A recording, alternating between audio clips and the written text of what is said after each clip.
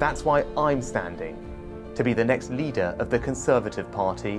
So not one person is going to say why this person really shouldn't be our Prime Minister. Just typical Labour talking points. That's okay.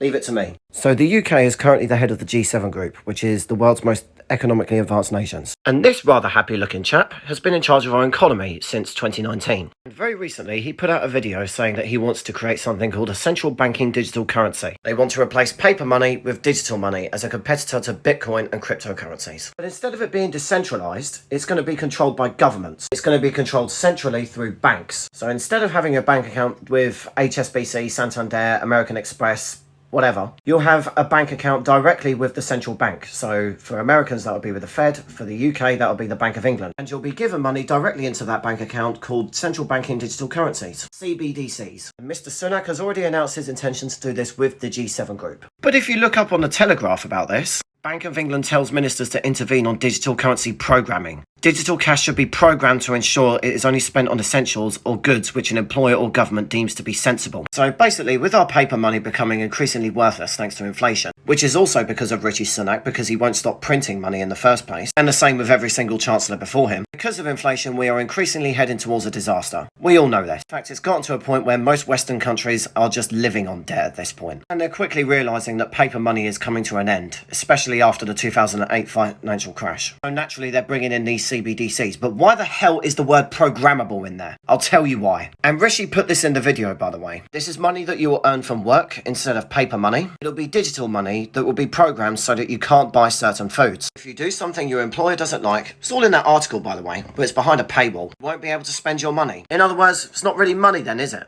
They're vouchers. And they can be programmed within an instant. Much like the Chinese social credit system. Oops, I've blasphemed. But if you try to use them on a certain thing, such as you want to buy some burgers or something, it just won't work. Because you would have reached your monthly quota on burgers. You'll have to buy something else, like a vegan piece of crap or something. You won't be allowed to buy unhealthy meat, because you've reached your allowance. The more extreme example would be you have to buy bugs instead. So it won't be just money like dollars and pounds that we have today. It will be controlled in your ability to distribute it. So for those of you who want to look it up yourself, there's the video, Central Bank Digital Currencies Explained. And this is the Telegraph article. As I said, it's behind a paywall.